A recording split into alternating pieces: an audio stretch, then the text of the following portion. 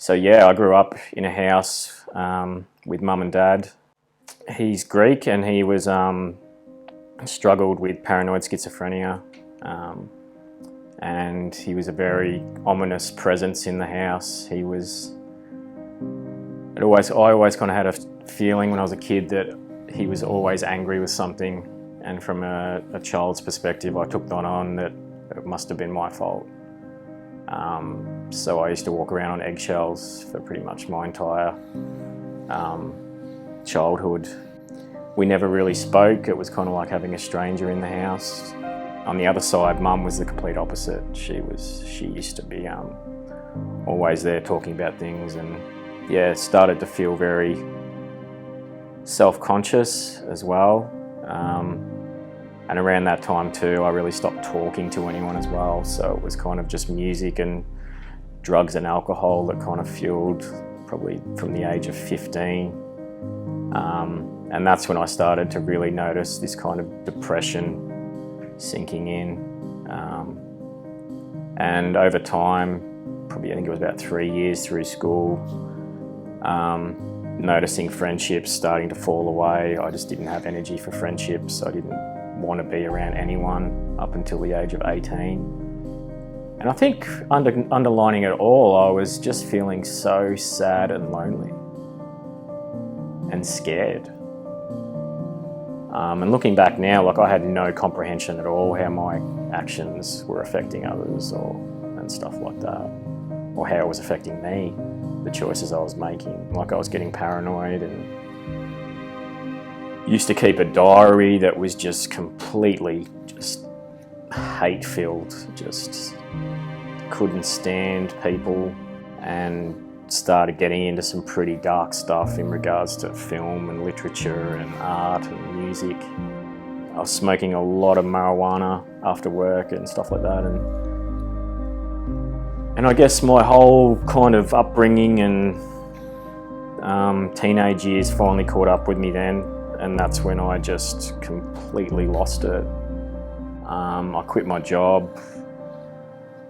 I pretty much destroyed everything I owned in the house, tore up photographs, piled everything just in the middle of my room, and I was ready to just burn it all. And then I just completely went into this like coma where I just wouldn't get out of my room. I wouldn't leave. And then the ambulance came, picked me up, and I remember I was walking out of the room with ambulance and police officers, and I had a razor blade in my hand because I was ready to kill myself before they came. And I remember dropping that next to one of mum's geraniums in the front, and got diagnosed with severe depression, psychosis, and yeah, after that I just cried and I cried.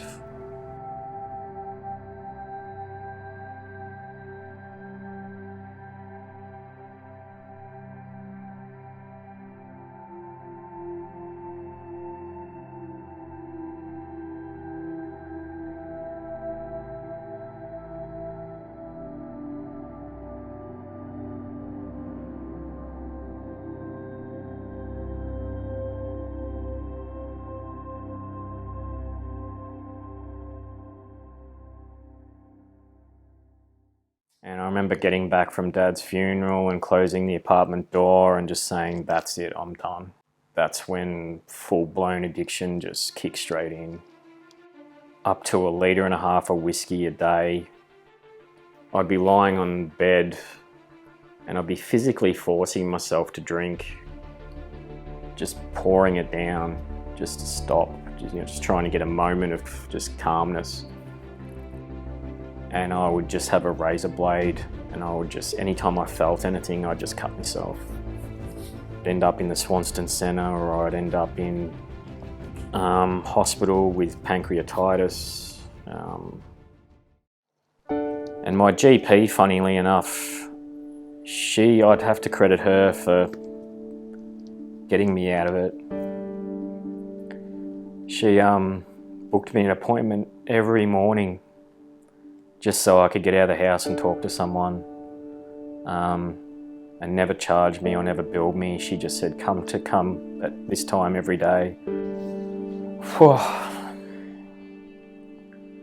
It gave me some glimpse of hope that despite what I was going through, there were still others out there who were actually caring. Then I got asked if I'd heard of a place called Foundation 61, and I was able to sit with them there in that environment at Foundation 61 and not be judged or not be criticised or not be told they're wrong, or it was just this permission to be yourself. Actually noticing that I was standing up straight again. I was looking forward to life. Because it's not like Foundation 61 is like beating you with a stick, you know, getting all this stuff like into you. It's if the person is willing to do the work, and Foundation 61 will walk right next to you on every single step of the journey. Foundation 61, I guess probably the easiest way I can describe it is it's actually putting light back in people's souls. There's a lot more laughs, there's a lot more enjoyment of the really small things in life. At the same time, there's much more of a deeper understanding of connection between people, and I think that's one of the gifts that grief can give you. Crawling through the glass, so to speak, and experiencing all that. It's life or death, and you've got to make a choice. Know that that first step could be the first step towards the rest of your life. And as hard as that choice is, making it to, you know, call up Foundation 61, or I would say do it, because you've got nothing to lose. There is hope in it. There is hope in that. Saving lives is, there's a community that can do that. It's pretty powerful.